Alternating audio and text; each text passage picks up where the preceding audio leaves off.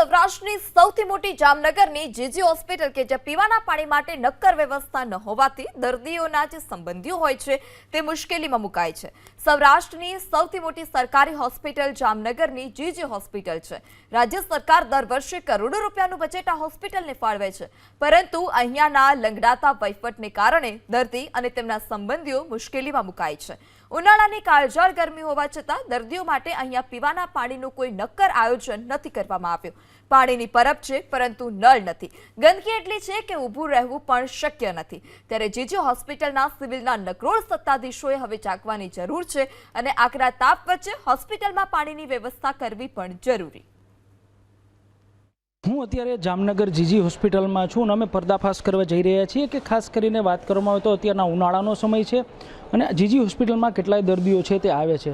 જીજી હોસ્પિટલનું આ પાણીનું પરબ છે। ત્યાં અહીંયા આપ જુઓ, અહીંયા લખ્યું છે સાદું પાણી, પીવાનું પાણી અને ઠંડુ પાણી।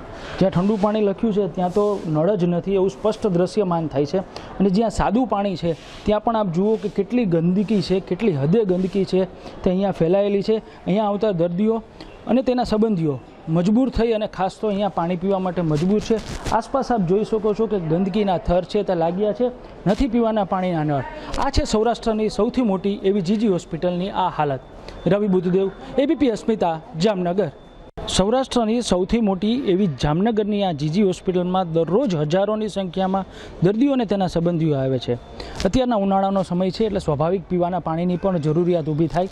જામનગરની જીજી હોસ્પિટલમાં અંદર આવેલ આ કુલરની હાલત જુઓ તમે। આ કુલરમાં ભલે પાણી આવતું હશે, પરંતુ ગંદકી જુઓ કે આસપાસમાં કેટલી હદે ગંદકી છે તે ફેલાયેલી છે। પાછળ શ્વાનો છે તે આટાફેરા કરી રહ્યા છે। ખાસ કરીને જો વાત કરવામાં તો અહીંયા શ્વાનો છે તે પણ આટાફેરા કરી રહ્યા છે। આવી હાલતમાં આટલી ગંદકીની વચ્ચે અહીંયા જે આ કુલર મૂકવામાં આવેલું છે તેમાંથી પાણી પીવા માટે અહીંયા આવતા દર્દીઓ અને તેના સંબંધીઓ જાણે મજબૂર હોય તેવું લાગી રહ્યું છે। વાર્ષિક જીજી હોસ્પિટલમાં સફાઈ પાછળ કરોડો રૂપિયાનો ખર્ચો કરવામાં આવે છે, પરંતુ હાલત કેવી છે તે સ્પષ્ટ જોઈ શકાય છે। રવિ બુદ્ધદેવ, એબીપી અસ્મિતા, જામનગર।